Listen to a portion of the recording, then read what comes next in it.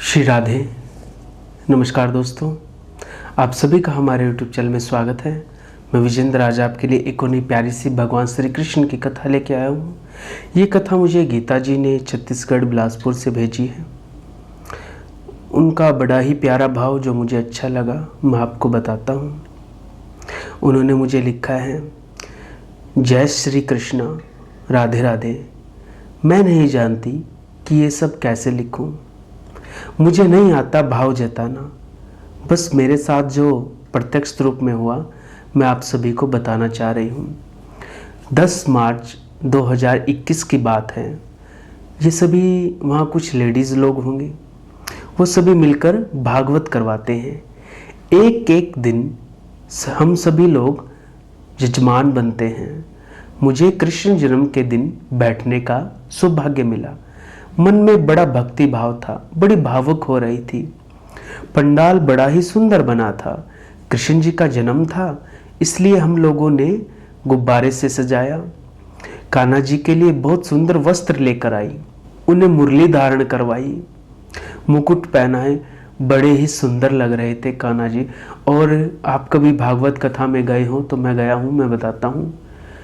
श्री कृष्ण जन्म दिवस वाले दिन कथा पंडाल की और कथा की और श्री कृष्ण की शोभा ही न्यारी होती है। वो बताती है कि सुबह वैदी पूजा पंडित जी ने बड़े ही विधि विधान से करवाया। शाम को 3 से 7 बजे तक कथा होनी थी। भागवत भजन होते थे, प्रवचन होते थे। उसी रात में मुझे कृष्ण भगवान सपने में दिखाई दी। अब देखिए, और मुझे 2 मोर पंख दिए। जब मैं सोकर उठी तो मेरे घर में एक छोटा सा मंदिर है। वही राधा जी और कृष्ण भगवान का श्री विग्रह है।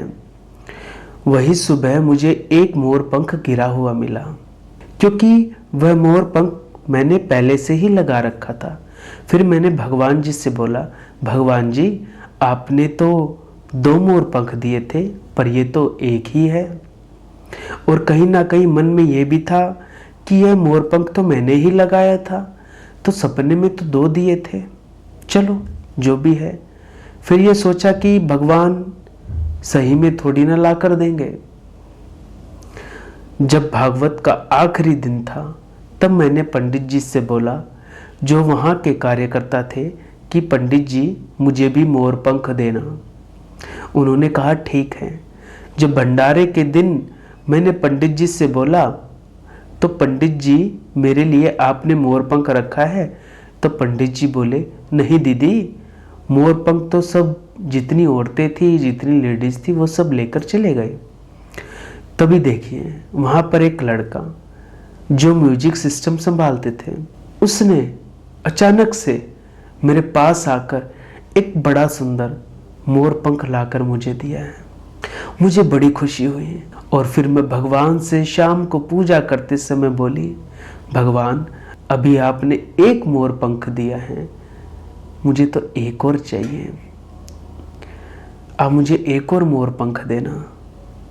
भागवत समापन के एक दिन बाद मेरी फ्रेंड की बेटी आई और शाम को दरवाज़ा खटखटाया और आकर बोली, आंटी यह लो मोर पंख, आपको गीता आंटी ने आपके लिए भेजा है, जो वहाँ की कार्यकर्ता थी। अब भगवान को मैंने प्रणाम किया है। मुझे विश्वास नहीं हो रहा था कि भगवान जी ने सच में 2 मोर पंख मेरे लिए भेजे हैं। मेरे साथ ऐसी छोटी छोटी घटनाएं और भी बहुत कुछ हुई। पिछले साल यानी कि 2020 में जब भागवत हुई तब मैंने वहाँ की कार्यकर्ताओं से बोला कि मुझे कृष्ण जन्म के दिन बैठना है। तब वह बोली, दीदी उस दिन तो कोई और बैठेगा। तो मैंने बोला चलो कोई बात नहीं, जो भगवान की मर्जी, मैं दूसरे दिन बैठ जाऊंगी, मैं और किसी दिन बैठ जाऊंगी। पर रात को 11 बजे वो आकर बोलती हैं अचानक से कि दीदी कल आप लोगों को ही बैठना है, आपको यशोदा बनना है और आपके हस्बैंड को नंद बाबा। तो कभी कभी भगवान हमारे दिल की बातें जान लेते हैं। दिलदार है वो, यार है वो, जानता है जब भी तो ऐसी हरकतें करता है। लेकिन मुझे मैं क्या बोलूँ, कुछ लोग अब भी कहते हैं कि भगवान हमसे प्यार करते हैं, बस इसी सोच में सारा जीवन निकाल देते हैं। विश्वास करना पड़ता है, विश्वास का मार्ग है ये, प्रेम का मार्ग है ये।